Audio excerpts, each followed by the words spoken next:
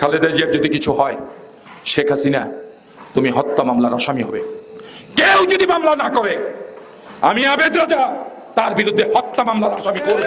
BNP chairperson Khaleda Zia প্রচন্ড অসুস্থ ও দুর্বল, তাই এই মুহূর্তে তাকে বিদেশে নিয়ে চিকিৎসা করা জরুরি বলে জানিয়েছেন। আমরা ধরে নিব ওনার মৃত্যুর প্রহর গুনার জন্যই বিদেশ পাঠাচ্ছেন না। সম্প্রতি বিভিন্ন ইলেকট্রনিক্স এবং প্রিন্ট মিডিয়াতে বেগম খালেদা জিয়ার স্বজন ও রাজনৈতিক নেতৃবৃন্দের কিছু বক্তব্য দিয়েছেন, যার প্রেক্ষিতে এ ব্যাপারে আপনাদের মাধ্যমে সকল অবগতির জন্য আমাদের আজকের এই সংবাদ সম্মেলনের প্রেসবিতে যায়। দর্শক, এই মাত্র বকবর দর্শক, বেগম খালেদা জিয়া তিনি কিন্তু খুবই অসুস্থ হয়েছে এবং তিনি এবার বাসা থেকে হাসপাতাল এবং হাসপাতাল থেকে বাসায় যাওয়া আসা করছে, কিন্তু তাকে বিদেশে পাঠানো হচ্ছে না। দর্শক, এবার সেনাপ্রধান হুঙ্কার দিয়ে কি বলল, তাকে কবে বিদেশে পাঠানো হবে? দর্শক, আপনারা আজকের এই ভিডিওটি দেখলে বুঝতে পারবেন ভিডিওটি খুবই গুরুত্বপূর্ণ, তাই বলছি সম্পূর্ণ ভিডিওটিকেও স্কিপ করবেন না এবং এমন নিউজ ল্যাব দেখতে যারা ভালোবাসেন দ্রুত চ্যানেলটি সাবস্ক্রাইব করে আমাদের পাশে থাকবেন। দর্শক শ্রোতা, তার কথা না বাড়িয়ে চলুন বিস্তারিত দেখে আসি। যদি কিছু হয়, শেখ হাসিনা তুমি হত্যা মামলার আসামি হবে। কেউ যদি মামলা না করে, আমি আবেদ রাজা তার বিরুদ্ধে হত্যা মামলার আসামি করব।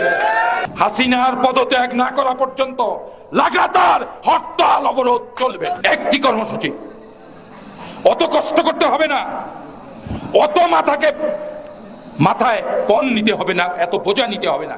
একটি কর্মসূচি, অনেক কর্মসূচি করেছি, একটি কর্মসূচি কি সেটা? হাসিনার পদত্যাগ না করা পর্যন্ত লাগাতার হরতাল অবরোধ চলবে।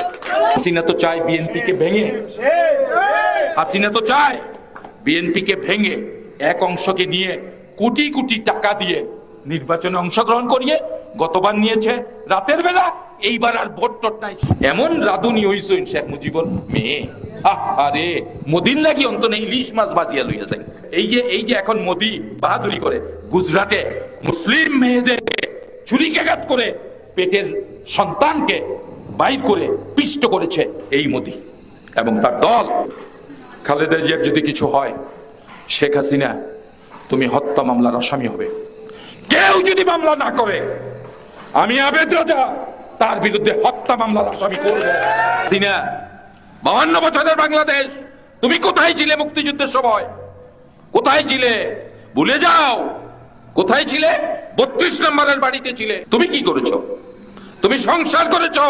বৈজ্ঞানিক মিয়া ওয়াজেদের সাথে তোমার বৈবাহিক সম্পর্ক হয়েছে, আর এখনকার যে পুত্রকে নিয়ে ব্যাপক আলোচনা বিশ্ব জুড়ে, তাকে কেন মার্কিন যুক্তরাষ্ট্র থেকে অন্যান্য দেশ তাকে ধাওয়া করে ধরবার জন্য কেন তার বিরুদ্ধে এত কোটি কোটি টাকার অভিযোগ? তুমি নিজেও চোর, সন্তানকেও চোর বানিয়েছো, পরিবারকেও তুমি চোর বানাচ্ছ, আর 3.5 হাত মাটির নিচে তোমার পিতাকে নানা রকম বাক্যবাণে জর্জরিত করাচ্ছ। তুমি সেই সন্তানকে তুমি জন্ম দিয়েছো 1971 সালের সেপ্টেম্বর মাসে। তাইলে আমরা ধরে নিব তুমি স্বাভাবিক জীবন যাপন করেছো। আর তুমি সমালোচনা করো কার? যিনি নির্যাতিত হয়ে ক্যান্টনমেন্টে নির্যাতিত হয়েছেন, যিনি বাংলাদেশের প্রথম মহিলা মুক্তিযোদ্ধা, তাকে যখনই সুযোগ পাও তুমি সমালোচনা করো। কথাও শিখেছো, যা ইচ্ছা তাই কথাবার্তা বলো। ক্ষমতায় থাকো তো বোঝো না, তো উপলব্ধি করতে পারছো না। ক্ষমতা যখন সরে যাবে কি হবে তোমার পরিণতি বুঝতে পারছো না। পুলিশ ঠেঙিয়ে দিবা, সেনাবাহিনী নামিয়ে দেবা, বিজিবিকে বলবা গুলি কর। মনে রাখো, বাংলাদেশে গুলিতে কাজ হবে না, বাংলার মানুষ জেগে উঠেছে, তোমার পতন হবে। আমরা ধরে নিব ওনার মৃত্যুর প্রহর গুনার জন্যই বিদেশ পাঠাচ্ছেন না, আর বিদেশে চিকিৎসা করার জন্য। এবং কেন বিদেশে চিকিৎসাটা করানো প্রয়োজন সেটা আজকে আপনি, আমি, সারা জাতি দেখছেন। উনি জীবন মৃত্যুর সন্ধিক্ষণে আছেন। আমাদের পার্টির মহাসচিব বলেছেন যে ওনার লিভার ফেল করেছে, কিডনি ফেল করেছে। তো এই অবস্থায় সরকারের দায়িত্ব ছিল বা আছে একটা মানুষের জীবন রক্ষার জন্য দেশের বাইরে পাঠানোর জন্য। মানবিকতার প্রশ্ন এখানে ইনভলভ, যেহেতু সরকার, বিশেষ করে সরকার প্রধান, অনির্বাচিত প্রধানমন্ত্রী শেখ হাসিনা ওয়াজেদ ইচ্ছাকৃতভাবে ওনাকে বিদেশ পাঠাচ্ছেন না। আমরা ধরে নিব ওনার মৃত্যুর প্রহর গুনার জন্যই বিদেশ পাঠাচ্ছেন না। আমরা আজকে আদালতে যেতে পারছি না। কেন আদালতে যেতে পারছি না? বিকজ আদালত ওনাকে জামিন দেয়নি। যদি আদালত জামিন দিতেন তাহলে হয়তো মেডিকেল গ্রাউন্ডে আমরা আদালতের কাছে যেতে পারতাম যে ওনার এই অবস্থা, মেডিকেল বোর্ড গঠন করেন, ওনাকে বিদেশে চিকিৎসার ব্যবস্থা করেন। এটা অনেক সময় হয়েছে, শুধুমাত্র বাংলাদেশ না, বিশ্বের বিভিন্ন দেশে এটা হয়েছে। সরকার প্রধানরা অসুস্থ থাকলে, বিশেষ করে যে সমস্ত দেশে স্বৈর শাসক থাকে শেখ হাসিনার মতো, যেমন চিলির জেনারেল পিনোশিয়েট, বা আপনার এই পাকিস্তানের কথাই বলেন, পারভেজ মুশারফ বলেন, বা আপনার নওয়াজ শরীফ বলেন, ওনাদেরকে কিন্তু চিকিৎসার জন্য বিদেশে প্রেরণ করা হয়েছিল।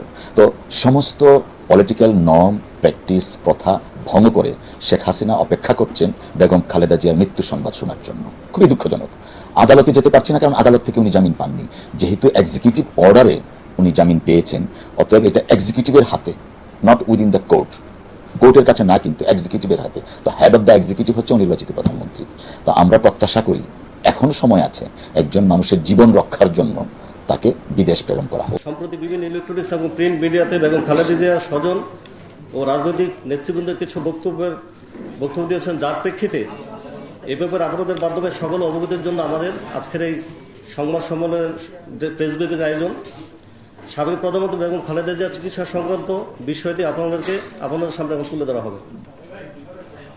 বেগম খালেদা জিয়া 1 এপ্রিল 2019 তারিখে বঙ্গবন্ধু শেখ মুজিব মেডিকেল বিশ্ববিদ্যালয় হাসপাতালে বিভিন্ন শারীরিক সমস্যা নিয়ে ভর্তি হন।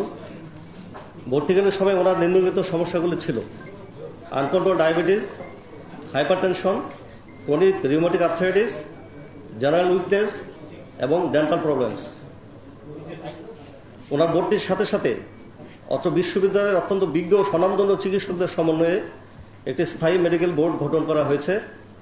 উক্ত মেডিকেল বোর্ডের প্রধান অধ্যাপক ডক্টর জেনুন মিয়া সরকার, চেয়ারম্যান ইন্টারনাল মেডিসিন বিভাগ ও ডিন মেডিসিন অনুষদ। বোর্ডে আরও রয়েছেন অধ্যাপক ডক্টর সৈয়দ আতিকুল হক, আন্তর্জাতিক খ্যাতিসম্পন্ন রিউমাটোলজিস্ট। সম্মানিত দর্শক, সম্পূর্ণ ভিডিওটি দেখলেন। এই ভিডিও সম্পর্কে অবশ্যই আপনার মূল্যবান মতামত কমেন্টে জানাবেন। দর্শক, আপনারা জানেন দীর্ঘদিন ধরে অসুস্থ বিএনপি চেয়ারপারসন বেগম খালেদা জিয়া।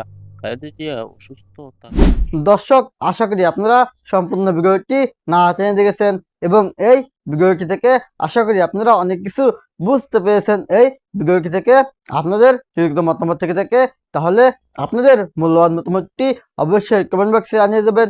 আজকে ভিডিওটি পর্যন্তই, দেখা হবে আবার কোনো পরবর্তী ভিডিওতে। সে পর্যন্ত ভালো থাকুন, সুস্থ থাকুন, আল্লাহ হাফেজ।